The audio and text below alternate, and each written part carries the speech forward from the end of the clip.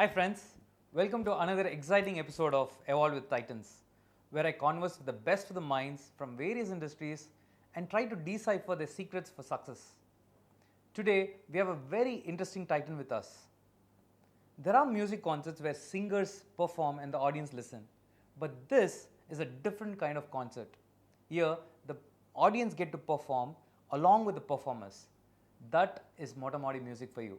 And I'm happy to welcome Badhri, who is the art and the brain behind Motta Maadi music. He's also an independent musician and a powerhouse of energy. I welcome Badhri to this show. Hey, thank you so much, Badhri. When we put up this list of people that we wanted to interview, I immediately had your thing because we know each other for a little over 2 years now. Yes. And I came to one of your shows and I loved the idea, the energy there, and it is so magical. And this idea itself is a very unique thing. So I want to start this interview by asking you to explain people who don't know what Motta Maadi music is, to talk about a little bit about Motta Maadi music, and then how did you get to that idea and start executing that idea, the journey. Okay. Probably for those who don't know about Motta Maadi music is a sing-along concert. That's what I would say generally. If you come in, you guys are the performers and you guys are the singers of the event, and we are just the backing musicians for the show. And it's just about how we used to be in the bathroom. It's really funny to say that way, but we people always hum when we walk, when we are in the bathroom, and when we are chilling basically. So I just thought why when it comes to a stage, or why when it comes to a performance, they immediately turn into an audience, they immediately turn into listeners. Why is that happening? So that's probably the idea, I guess, and people started to just sing along. And basically it's the love of them towards the music of Tamil cinema, Raja sir, Rahman sir. That love kind of helped me. And, when we're traveling in the car and all that, right? We put this loud music, yes, and then sing along. Exactly. And we forget about everything out there. And the same experience you guys were able to mimic in an auditorium, with full, almost 200, 300 people.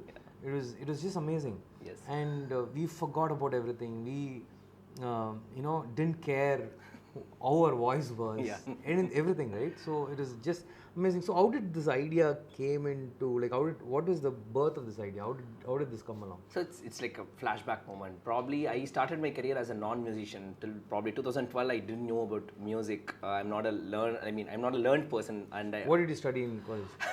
Bachelor's in civil engineering. Okay. And I did my engineering at civil, but probably the first semester itself I know this is not for me, because I kind of knew that okay, this is not your area, you cannot do anything here. I had a big fantasy towards sound and not music exactly. I wanted to be a theatre mix engineer. So I come from this place called Thiruvarangam, Trichy, and for me 7.1 itself is a huge wow moment for me. So when the first time I came to Chennai and Dolby Atmos was happening in Chennai, I was like, okay, this is cool. I want to be a theatre mix engineer. I would just want to play with the sounds. So that's when probably in 2014 I decided to shift my career to audio engineering. I came to Chennai to do my diploma in audio engineering. Quit your engineering? No, I finished my engineering. The only rule that my parents put was finish engineering and go. Whatever you want to do, just finish engineering and go. So I probably did that right and then came to Chennai to do my diploma in audio engineering. And then probably life hit me hard, I guess. 2016 to 18, I was pretty jobless, I should say. There were a lot of opportunities that fell apart. And I kind of started to do a lot of music for ad films. So I was knocking up all the windows around me so that I can make a career out of this, because I cannot go back because I suck at that. So I need to prove myself here, and probably the technician work inside here wasn't helping me really well, or I didn't got suited in the right place or something like that. So one fine morning, I guess in 2018, to another trivia is I'm a teetotaler, so I don't have any other way to chill. So I don't party, I don't do anything. So I'm basically a homebound person. So I thought, okay, I have a band in my hand. So why not start jamming in my terrace? We all love Raja sir, Rahman sir, Vidyasagar. We grew up with that music. So why not that? And my non-musician perspective inside me, that told me why people are not singing along with this. Why it's always them coming in, just listening and clapping. Why cannot they sing along? I'm going to pause there. did that idea come immediately? to sing along. Uh, Yeah, that's where I started. You thought of it. Yeah, that's where I started. So my perspective started in the way like why they are not singing, because I have a very bad voice. At least I think I have a very bad voice, and I love singing. I absolutely love singing. It's like my favorite expression, I would say. I just like whenever I sing any SPB sir song, I think like I'm going to propose someone, or I'm crying really when one and another happens. No, I feel like I'm crying when I'm singing. So this expression is my favorite. So it probably can be the favorite for a lot of people who cannot actually sing. So, and there is this tradition. No, only musicians can be perfect. I am not a favorite fan of perfection. I'm the favorite fan of expression, I guess. So probably I thought, okay, let's sing along. Let's let everybody come and sing along. So and during the first show, nobody came. It was just 25 So the people. first show was started with this idea of singing along. Yes, The we first show announced the itself. show it as singing Singing along. along, Yes, okay, you need to come to my terrace, and we all going to sing together. That's how we started. Okay. And I just placed here are their marketing ideas, like where I said, if you come here, I will give you my mom's coffee, something like that. At least I thought that will pull people in, but unfortunately I didn't. So for the first show, it was technically only my band. So it was all musicians. So technically my idea wasn't like working there, because my idea was to bring all of them inside that. So yeah, that's where the idea of it started. But even for the second shows, people started coming. So, but this idea happened after 2 years of joblessness, right? Yeah, Just doing random things, absolutely. right? So, the birth of this idea, or the motivation to this idea, was trying to figure out, was there a necessity to figure out something, or like how did this idea, and when this idea came, you knew that you were going to make a business out of this? No idea. Like when I started it, it was to chill. So it's my way of chilling. That's all. Like so, how I strategized it was like, okay, I will do 2 ad films per month. So I will get around what 40k, 20k, 25k to 40k.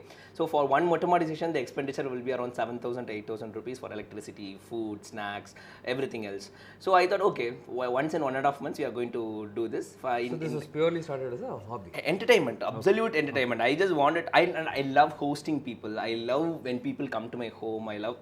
It's kind of that place where I got everything I had together. So it's like people come in, all my friends comes home. That's a happy moment, and they come in just for music and nothing else. There is no other conversations, no chilling, no gossips. It's a place only for music. And back at the time, there was no concept of playlist, strict musicians, nothing. You come here, you shout a song, we all sing that song.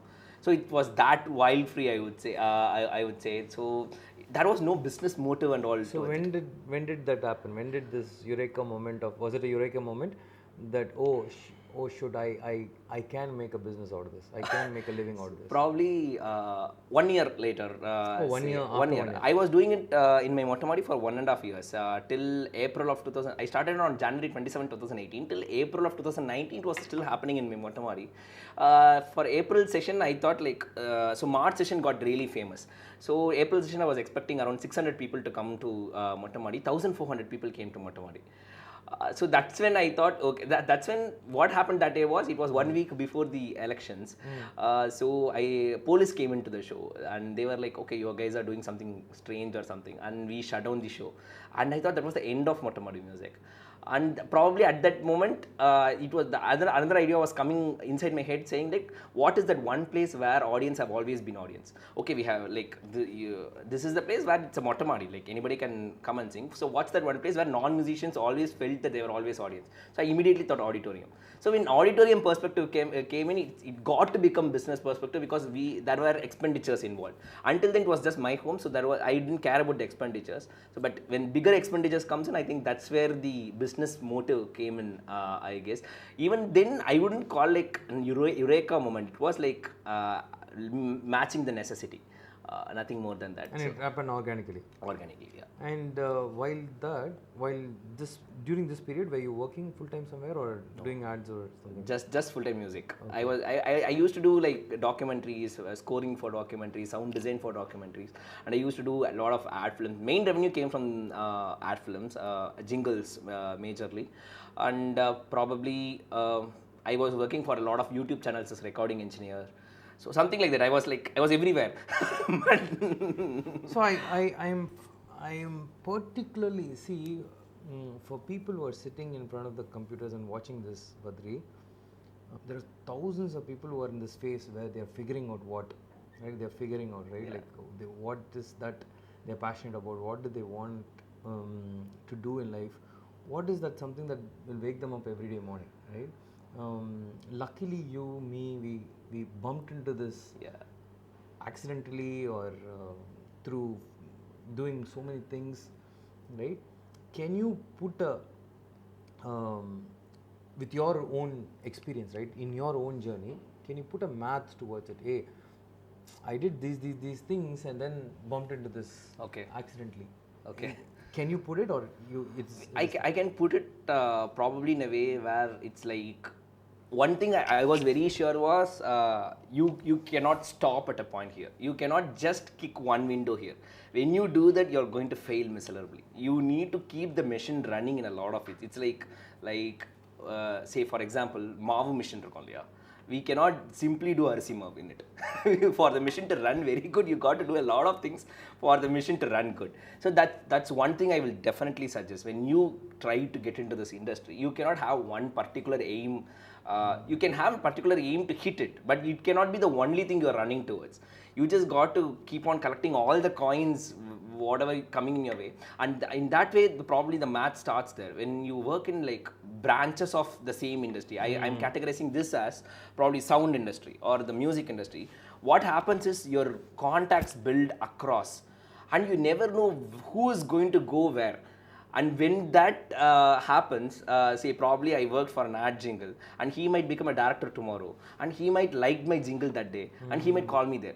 You cannot feel like, okay, my zone is like film music, I cannot do ad jingles. You cannot say that. You never know what happens. I still work in YouTube channel as a recording engineer. I probably think that probably that window can help me somewhere 4 years or 5 years across from here.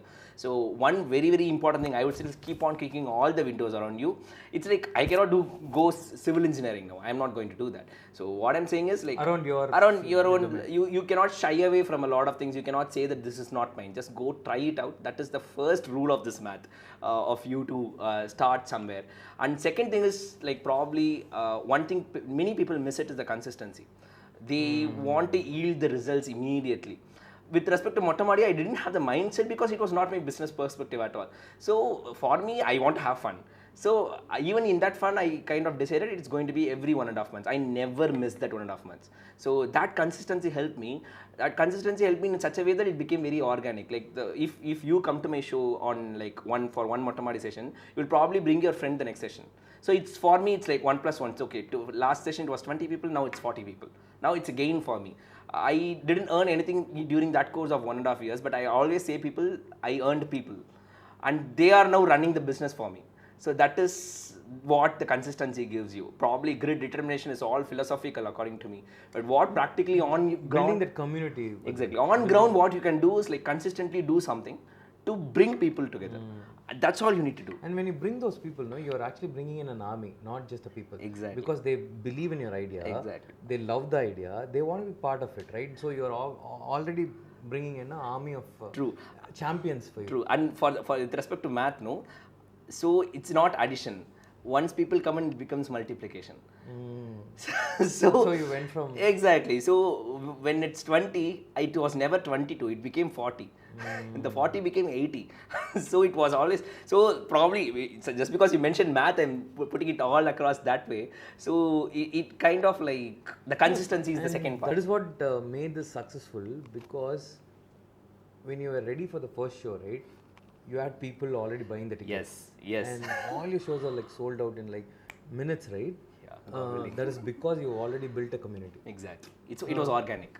It was at the end of the day, people knew that 1.5 years that what they are going to come in for. I didn't sell my idea when I started ticketing. Yeah, exactly. That became very. See, that is one underlying thing that I'm getting from so many people, like from interviewing so many people. That is, they're building the community even before they're selling their product. Absolutely. Right? Yeah. And when they're ready to sell the product, the community is already ready. Exactly. And they'll buy anything that you sell. Exactly. So to put a math behind this accidental identity is to try different things, knock different doors, and say no to many things, and just keep on doing, and then you will know you will know over a period of time which is consuming more of your energy, consuming more of your time, and Absolutely. and you fall in love with it and you keep on doing it, right? More than that, you will also know which is not working. So you can cancel it out and not try that anymore. That is helpful. So now you did that. There was accident destiny. You found that. Do you still continue doing that Mao mail? Do you still continue doing many things that you're? Still do. I still do. Like I said, I still go to that YouTube channel as a recording engineer there. What does it not take away the energy from the main thing? Not exactly, because all things are different. So when I go in as a recording engineer, I just forget what Motta Maadi music is. I have a job there, I have a very defined role there, and I just go do that. So these two never mix along until or unless you want it to mix. Just that you shouldn't carry that image inside you, I guess. Okay, now I have seen the big stage, I cannot go back to that. No, at the end of the day, I love my work. I still have the fantasy towards my sound. So it's like, for me, that's the only thing I am focusing on. Nothing else. For me, everything is sound. So going back is fun. How easy is that to remove your identity, remove yourself, and say, okay, now my job is to do some background score. Now my job is to produce this. Very honestly, few times it's boring. Because probably if I have a shoot day on Monday and I had a show on Sunday, I go on from energy of 200% to go to an energy of probably 10% or 15%. What you tell yourself? I tell myself that, okay, this is where brought you to yesterday. So without this, without knocking this, you couldn't have went there. So just go back there. And something I personally started to believe that kind of started to humble me really well. Like, okay, like nothing is more bigger than your work. I keep on telling that to myself. Like, when you go there and you have a defined role and work is the only objective there and nothing else, in respect to show, the kind of work is different. But when you go to a recording engineering work, it's the kind of work is different. So you are not the main person there, you are not the important person there, the work is the real objective there. So that kind of really humbles me. Like, okay, at any given point, you are not the biggest person there. You are not the biggest person ever. So that runs me really well, really well. And when I come back home, it also kind of feels like, okay, like you are still there it gives you that feeling, no? You're everywhere. Okay, so tomorrow I hope that recording engineer job gives me some other job. So that ideology never leaves me. I never left everything else just because I got that. I still believe that, okay, in 5 years down the lane, if this recording engineer, if say someone I came to the interview and he saw me as a recording engineer, and 5 years down the line he becomes something, will he give me the chance? So that probably keeps on running inside my mind, and I keep on going to that. So college, then the break of figuring out, and then hitting an idea and then pursuing it. So there was never in life you worked for somebody else, right? No. So you became like an entrepreneur right out of college. Say. So now after doing something for hobby is different, for fun is different, Motta Maadi music is different, and then Motta Maadi becomes a business and an entrepreneurial venture, right? How do you nurture your entrepreneurship? What are the things that you do to get better in running the business?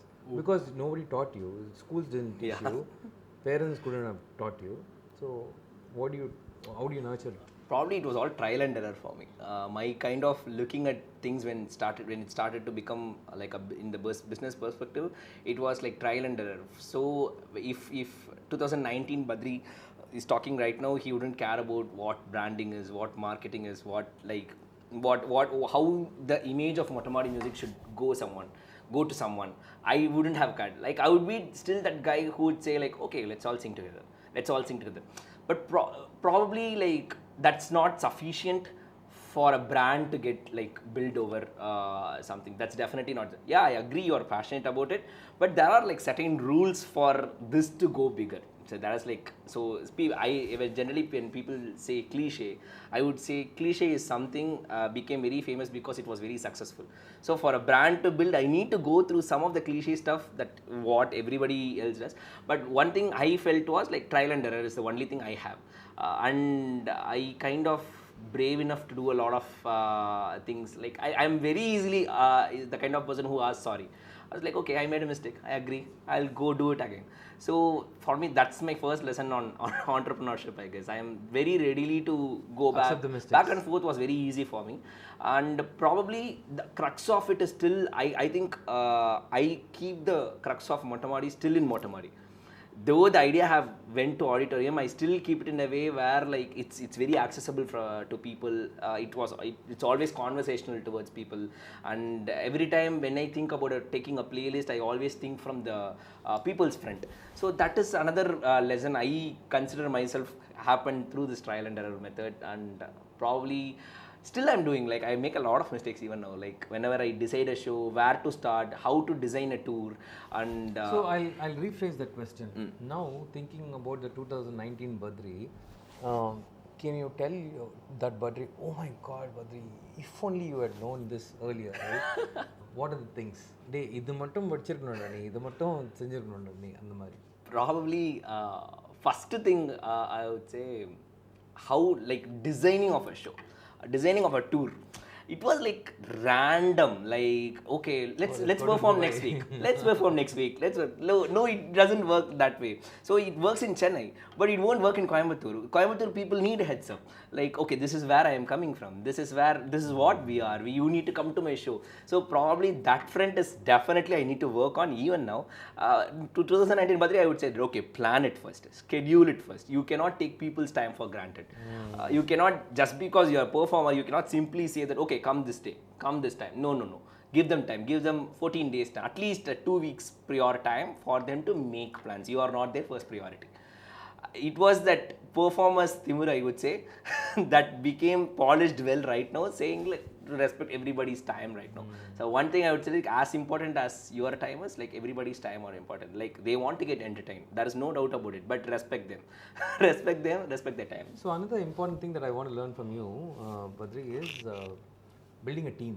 Right? Building a band is the toughest thing, right? Like each have their own egos, and when it's a small thing, it's a different thing. When it becomes a business, it's altogether a different thing.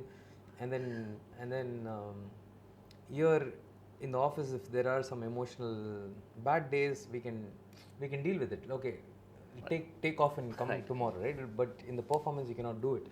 So what are the key things that are very, very important to build a team, build a band? The one advantage I had was like I knew the people before we got into a team. We have a history of coming from the same city, or like somehow I knew everybody, and all the musicians, most of the musicians in my team are the people I formed as a band to help my independent music. We traveled from 2014 itself. So the building of team was quite easy for me. It was like a WhatsApp call. Okay, can you please come? To maintain it is where I started to kind of experience a lot of things. So one thing that immediately pops up is what role is each one assigned to. Earlier it was not defined enough, like everybody can do everything is the kind of work probably it was happening.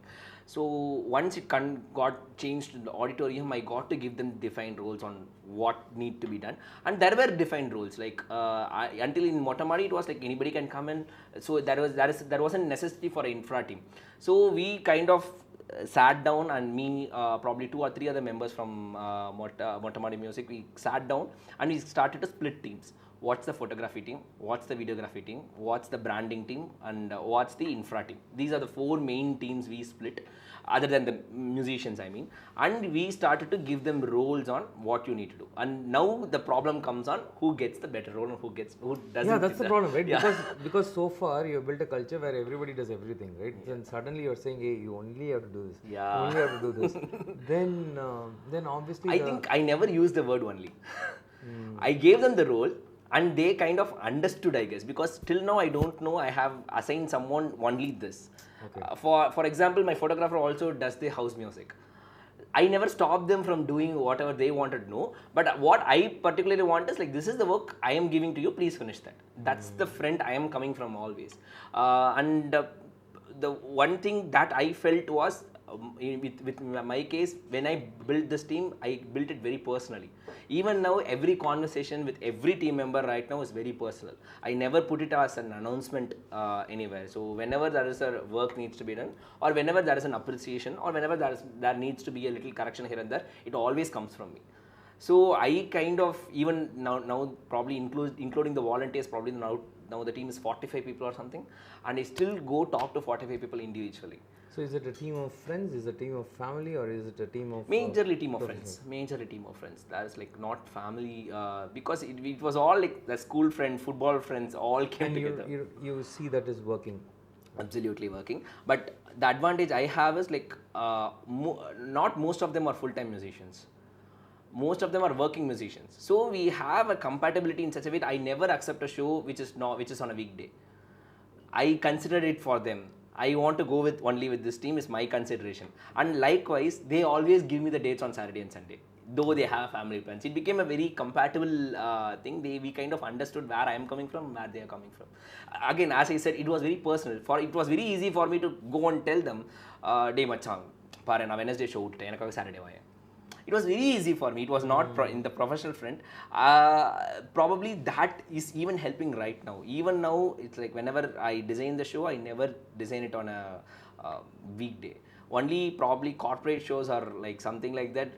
Adume, like I accept it really rare. I need my people, I need my musicians, and I'm not planning anytime soon to go for another team or something like that. What was the problems that arose when you scaled, right? Like because you were just performing them. Motta Maadi, and then suddenly you performing in the auditoriums, and then immediately you're like touring foreign countries. Yeah. What were, because any time when a business scales, right, and scales so fast, there are so many other things that are bound to happen. Yes. Particularly for you, what was the problem, and what did you learn? I'll split it as two things. One from the people's end, another from the business point of view. From the people's end, people couldn't agree to the vibe of it. So even now there are people who don't come to auditorium shows because they didn't find the same vibe from what happened in Motta Maadi music. But that's one disadvantage in any business when it scales up. There is no way you can, so I saw the bigger purpose of accommodating more people into this idea. You cannot just keep on sitting there if the idea wants to go even higher than that. So that is one problem, which probably this is the answer for that. I guess I don't have an answer because I cannot find that big a Motta Maadi to perform in. And even then, I cannot go back to that vibe at all. Now it's not practically possible to go back to that front. Even I have tried that.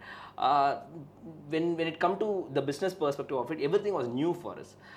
So that is one advantage. It has its own pros and cons. So when it was really new, we have no problem making mistakes at all. Like, okay, we don't know. We readily had the answer. Okay, oh, we tried. We don't know. Okay, it's okay. The cons were one. Probably I started to understand that the taste of people differs from the landscape. So if the same playlist won't work in Chennai and Coimbatore, it's a very strong belief from me. The way Coimbatore people perceived music is different from the way Chennai people are perceiving music. So I kind of started to understand that. To understand that, I speak to a lot of people. I speak to a lot of people. I will summa have a conversation saying, what kind of music do you listen? Who is your favorite music director? What kind of music? So I have spoken to, so probably we have performed in 5 cities, 6 cities. In the 6 cities, I would have definitely spoke to random people of what kind of music they like. If you get down in Coimbatore and then take a cab, right, you'll see a different playlist. Absolutely, a different vibe altogether. The way they perceive things are really different. The way Bangalore, so I always put it this way. So the home ground is Chennai. And Coimbatore is still in Tamil Nadu, so the vibe is almost the same. But when you go to Bangalore, those are the people who are from Tamil Nadu who are going to attend the show in a different state. So their mentality of how they want to perceive Tamil music will be very different. And when we go to Dubai, it's Tamil people in a different country. Yeah. So how they would relate it will be really different. So that's an interesting perspective altogether when we create playlists. How we basically, it all comes to the idea of how we want to entertain them and how relatable it can be. So the second major problem we had was like how to plan the travel. We have never traveled, and what are the effects travel can give you when you kind of go to stage on the same day. We go on a very strict schedule. We travel the one night before and we immediately leave because everybody has work the other day. So these are the kuti cons. Like we kind of started to slowly, with respect to COVID, now we don't travel in trains, or we always travel in a tempo together. From be it Coimbatore, be it Madurai, be it Trichy, we travel in a tempo. So it's like pros and cons. How do you meter the success of a show? I always wonder. I guess like probably say we perform in 1.5 hours, we perform 22 songs. If 15 plus songs have been performed by everybody, it's a successful show. And if or the other perspectives, say in Chennai we always try a lot of difficult songs. Difficult in the sense like it's musically really difficult to perform even for musicians. I would still try with normal musicians, normal people, because they would have received it really well. So if even one song if they have performed, no, for me it's a successful show. For me, I would say, okay, I'm good with this. Like, that's my success meter. Have you ever had a sense, like initially to start with, you would have had a lot of doubts and fears and all that, right? Whether it will work, whether it will work economically, financially, on that. So, has it been a time where you realized, oh, I have arrived, I've got the best idea now, Okay. and it's working? Have you ever got that sense? Not till now. I still improvise my idea. I still improvise according to what people say. I listen to a lot of perspectives on how people received the last show, and I keep on improvising. I don't think I will. What is the feeling that when you create a show, when you plan a show, what's going on in your mind? Probably the first thing is like how much entertainment this time and what's different from the last show. These are the two main perspectives I go into when I start a show. You do it at the place of confidence, or you do it, oh I have to do it, I should not, like there is some fear included? There is no fear in it. When I decided it's going to be just like, yeah, let's try this too. Well, what's wrong in trying? I probably that is one of my biggest strengths. I would say I would never shy away from failing away. Okay, we tried, we failed. Okay, we try next time. That's the usual motto of me, I guess. So when I want to try something new, I would put my entire belief into that what I want to do.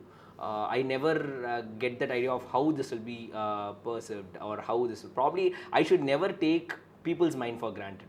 I should just entertain. It's up to them to decide and how they want it. I should never be the judge of, okay, this is enough for you. I should never tell that. So do you have a mentor, or do you have books that you go to, or do you, like, how do you nurture this? How do you, because it's an idea that you developed and you're doing it. How do you nurture this? Probably I have a lot of mentors, not just one or two.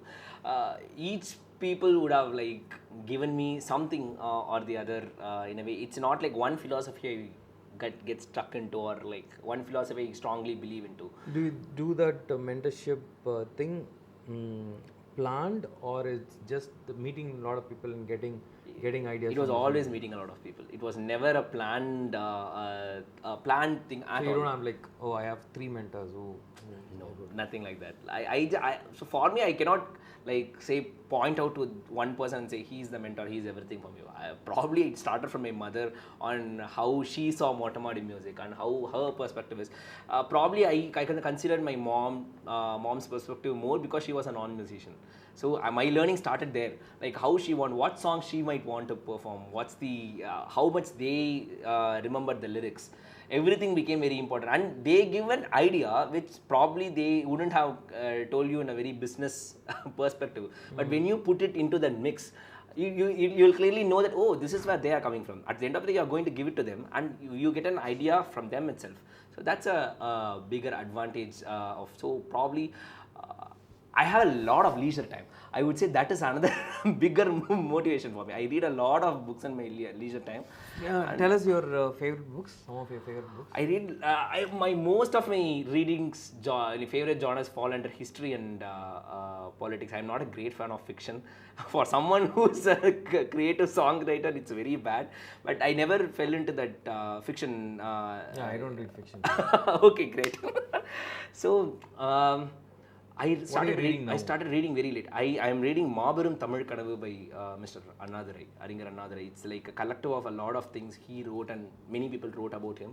I'm reading that, and I'm reading this book called Karnan, which is like Marathi book which is translated into Tamil.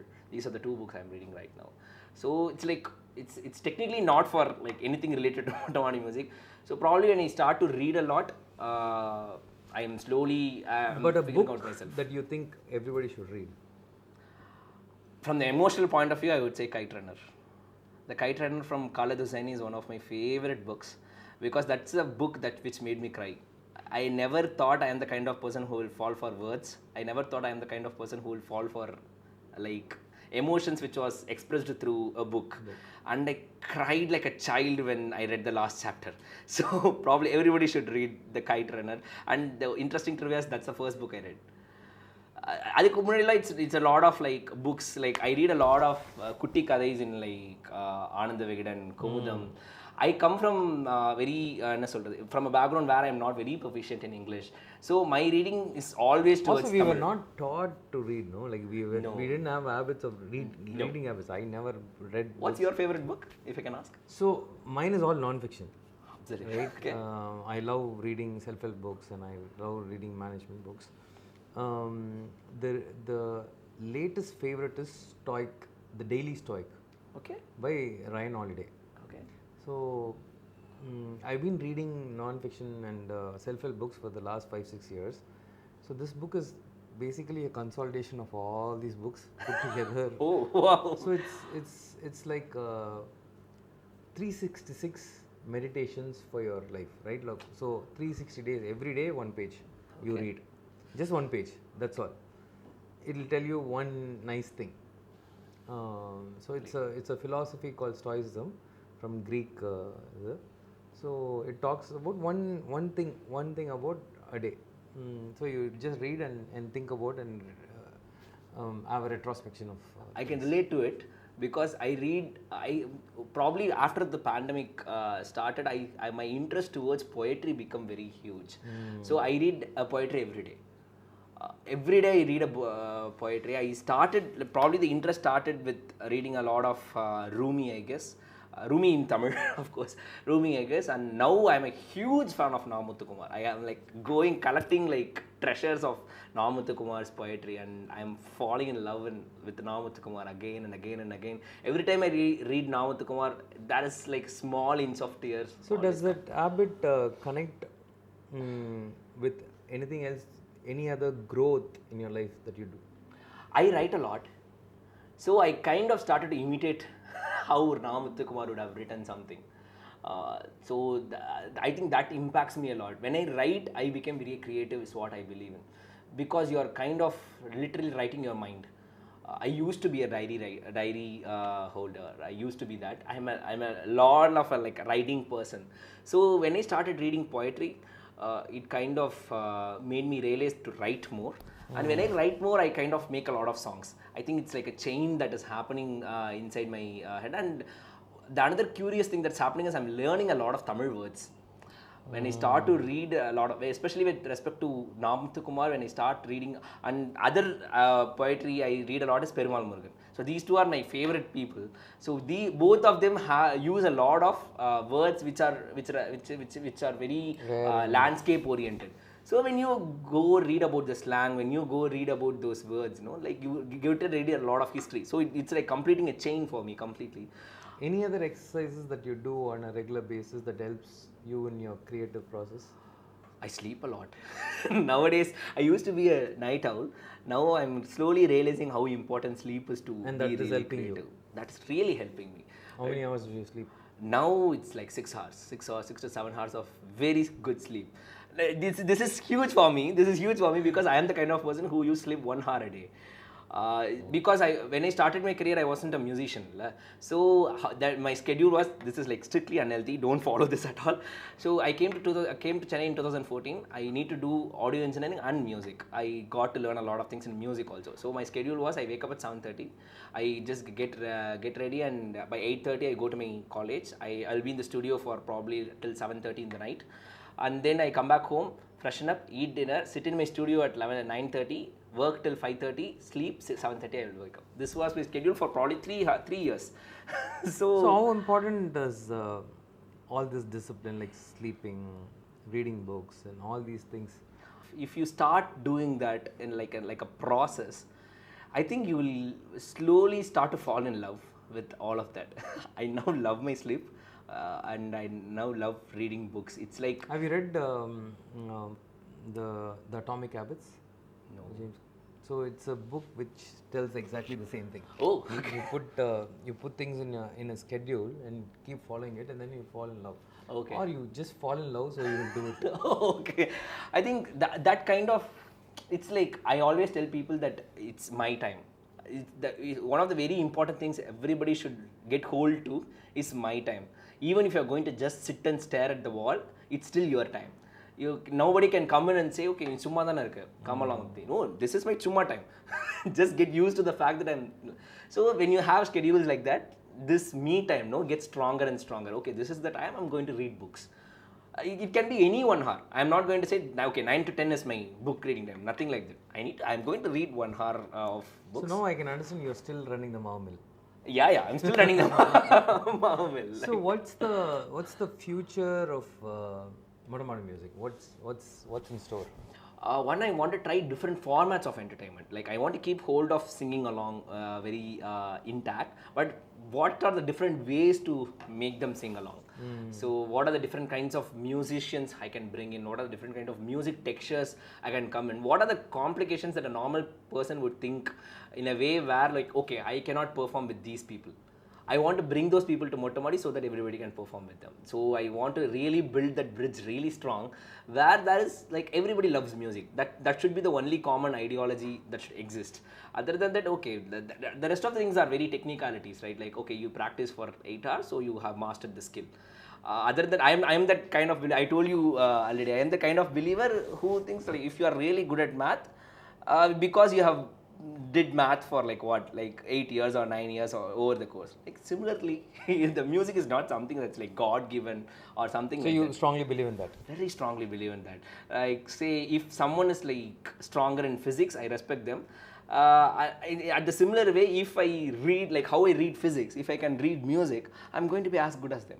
It's just that at the end of the day, everybody are emotional, so expression is going to be different from person to person, but the process is still the same. You can become a master in something if you When spend you practice 10,000 it, hours. exactly, that's all that's needed. But whenever someone tells that it's like something you cannot get it, no, I will like go like everybody can. Probably that's where the ideology also came in of everybody should do music, everybody should have music, everybody should sing along. So who is going to judge? Like at the end of the day, when you come in and you're going to sing your heart out, who is the judge here? Who is really like, am I going to publish your voice in a movie or something? No, there are people for that. Let them do that. Like this is entertainment. Come and get entertained. That's all my motive. Oh, lovely, around man. this. But like I have a question for you. Like recently, when I spoke with you, I got to know that you are also the same kind of person who got into this accidental destiny. Where did that rose for you? Probably. What's that moment? I've told the story so many times. So I was in IT. I did my computer science engineering, then masters in computer science, and then I was in IT. So I was doing that for 7-8 years, and then I went into a stage where I had two choices. One is to go up the corporate ladder by doing MBA or something, and then becoming a manager, then director and all that. But then I was looking at them doing the same thing that I was doing, in a better chair and table, better cabin, with a better salary, right? Which I didn't like. I didn't want to do the same thing, to sit in calls for 8 hours and then do things. So I said, okay, I wanted to change my life a little exciting, and I want to do something different from the usual. So I know photography. Can I do something with that? So I said, okay. But the thing that is common is I also had a Mao Mill, right? Right. Where I was doing several things. Okay. So I always say this: I jumped out of the flight, jumped out of the airplane with so many parachutes. So I told my CEO that I'm going to go try photography. If I fail, I'll come back. And he said, okay, no problem. If you fail, come back. You have your job intact. So that gave me like a one parachute. Okay. And I saved up money for 1 year so that I don't have to depend on salary for a year. So I said, okay, for 1 year, don't ask me anything. I'm going to try this and see what happens. So that was another parachute. So I had multiple parachutes like this, and then I came and I started doing photography. Then things one after the other clicked, knocking several doors. I so related to that, Yeah. right? I would see a waiter, I'll talk about my photography. I'll see somebody in the road, I'll talk about my photography. It was just telling everyone what I do through blogs, through Facebook posts, through meeting people, and then they all saw my passion, right? And then one would say, hey, go meet this person. I don't have anything for you, but this person might have something. True. So that's how it happened, and then one after the other, right? Things came into place, and then I think I can relate to it way too much, because probably I came from a point where there were no contacts for me. I came from Trichy, so when I came to Chennai, it was like, okay, absolutely like no idea. And probably I think around 2017, I guess, I was working on like different projects, and the projects will get dropped. Around 4 or 5 projects went like that, and when I say 4 or 5 projects, it's like 2 months of pre-production for each. So the whole year has gone. So I was thinking at that point, okay, what do I do now? Like, probably can I go back to work? Nobody will take me for work now, because I crossed the 3-year range of finishing engineering and something. So I am done now. You cannot go back. Okay, let's do this. Like, this is the only thing you have right now. I think life has been very kind towards me. And the second thing, to continue that question, is I want to do something like Coke Studio in Chennai, where like I want to build a stage for like independent music. I have been telling this for a long amount of time, but something or the other, I couldn't do it like in a finest purpose. Probably. But that won't be a sing-along. No, it's exclusive for the independent artists. It's for the original music side. So during September of 2018, Motta Maadi, we tried this. Like, we split the show into 2 parts. First half will be for independent music, and second part will be for. And I personally couldn't give the best equipment for them, and I couldn't give them the best experience in my Motta Maadi, because it has its own difficulties and all that. So probably I quit that idea then. I almost built the stage on 2020. Pandemic happened. So now I guess probably I have the little leverage to make that happen. I kind of want to make that happen, where I was an independent musician. I am an independent musician. I do a lot of songs, and I don't know where to publish it. I don't know where to. Now it has become, it's not just Spotify anymore, right? You need to put your face up there. You got to be visual for someone to receive your songs. The songs cannot be in a cassette anymore. It got to be visual. You got to have a music video for someone to get the attention. So probably if someone like me who was struggling back then, who cannot, who don't know probably now how to put my music, I can be that little ladder for them to come up and this was a little idea where I thought, like, usually we have like opening slot before my show, right? So I thought, okay, let the musicians do that 15 minutes of original music, and then I come and perform. I thought I just expanded that idea. I don't know still how possible it is, because I want now, since I had that bad experience, it's like a guilt feeling, like you gave a bad experience to a musician. That's a very strong guilt feeling inside my heart. So probably when it's perfect, probably when I have the leverage to do that in the I'm most sure right you'll way. do it, and I'm sure you'll do so many more things, and then Chennai and other places are waiting for your ideas, man. Hopefully. So thank you so much, Badhri. It was wonderful. I personally learned a lot of things. It's like probably I would say you are the kind of person who not knocking the doors. You have created a lot of doors now. I constantly follow your short films, be it your farm thing, be it your wedding photography, be it your portrait photography. It's inspiring in a way where I'm not going to tell you how inspiring it is, but as a technician, it's really inspiring. Where now, okay, you have. So let's see how many windows he has opened now. From the person who has kicked multiple doors, now you have built multiple doors. Nice. So yeah, so that way probably I don't have, like I told you already. You in a way, like this, when I say inspirations, I won't go for the bigger inspirations like Barack Obama or something. Inspirations are around us, like you, like Ratish. Everybody are like around us. Probably me as a person who came in like I see you guys, and like probably though it's a different industry, the crux is still the same, right? What's new? Probably one thing that's really common between you and me is that, I guess. What's new, right? What can we do? What can we do to entertain at the end of the day? You see, if you think about it, right, this accidental identity is a very strong thing, because you didn't aspire for this. It just happened. Yes. Right? All said and done, we were at the right place, right moment, and the right thing happened. And so okay, now it happened and we kind of are utilizing it and then we are basking in it. How can we give it to the others? True. That's the purpose now. True. It's drawing the map. Right. Yeah. Awesome, Badhri. Thank you so much. Thank you so much. It was nice meeting you. Thank you. Hey, thank you so much, guys.